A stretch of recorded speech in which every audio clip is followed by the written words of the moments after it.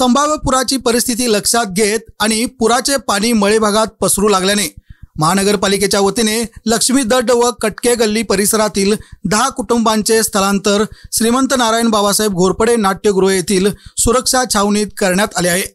त्याचबरोबर 47 पशुधनाचे स्थलांतर करण्यात येऊन पूरग्रस्त नागरिक व जनावरांसाठी आवश्यक त्या उपाययोजना केल्या जात असल्याची माहिती महानगरपालिका आयुक्त तथा प्रशासक पल्लवी पाटील यांनी दिली। शहर परिसरासह धरण पाणलोट क्षेत्रातील पाऊस आणि धरणातून सुरू पाण्याचा विसर्ग यामुळे पंचगंगा नदीच्या पाणी पातळीत वाढ होऊन ती इशारा पातळीपर्यंत पोहोचली आहे। यशोदा पुलाची बांधणी आणि महानगरपालिकेच्या वतीने यशोदा पूल परिसरात स्वच्छता मोहीम राबविल्याने पाणी वेगाने पुढे सरकत आहे। खबरदारीचा उपाय म्हणून महानगरपालिकेच्या वतीने आपत्कालीन यंत्रणाही सज्ज आहे।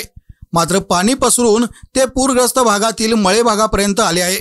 त्यामुळे लक्ष्मी दड्ड व कटके गल्ली परिसरातील 10 कुटुंबांचे छावणीमध्ये स्थलांतर करण्यात आले आहे। यापैकी 7 कुटुंबे नातेवाईकांकडे गेले असून 3 कुटुंबे नाट्यगृहातील छावणीत आहेत। त्याचबरोबर 47 जनावरांचेही स्थलांतर करण्यात आले आहे। महानगरपालिकेच्या वतीने 40 छावण्या सक्रिय ठेवण्यात आल्या आहेत। त्याचबरोबर स्थलांतरित नागरिकांसाठी जेवण, मुलांसाठी दूध, बिस्किटे व आवश्यक साहित्य तसेच जनावरांसाठी चाऱ्याची व्यवस्था करण्यात येत आहे। महानगरपालिकेची यंत्रणा सज्ज असून नागरिकांनी घाबरून जाऊ नये। प्रशासनाकडून केल्या जाणाऱ्या सूचनांचे पालन करून नागरिकांनी प्रशासनाला सहकार्य करावे असे आवाहन देखील आयुक्त पाटील यांनी केले आहे। आज आपल्याकडे पंचगंगा नदीची पातळी जी आहे ती 67.9 इंच एवढी आहे। आपली इशारा पातळी ही 68 फुटाची आहे आणि धोका पातळी 71 फूट आहे। तथापि पाणी आता पसरायला लागलेलं आहे आपल्या रहिवासी भागामध्ये। त्यामुळे आम्ही काही कुटुंब स्थलांतरित करायला सुरुवात केलेली आहे। पैकी लक्ष्मीदड कटके गल्ली येथील 10 कुटुंब स्थलांतरित झालेले आहेत। त्यापैकी 7 कुटुंब ही त्यांच्या नातेवाईकांकडे शिफ्ट झालेले आहेत आणि 3 कुटुंब ही आपल्या छावण्यांमध्ये शिफ्ट झालेले आहेत। तसेच आपल्याकडे जवळपास 47 पशुधन हे आपल्या छावण्यांमध्ये शिफ्ट झालेलं आहे आणि त्यांची पर्यायी व्यवस्था सगळी करण्याची कारवाई आमच्या महापालिकेमार्फत सुरू आहे। किती छावण्या तयार केल्या? आम्ही टोटल 40 छावण्या ऍक्टिव्ह ठेवलेल्या आहेत।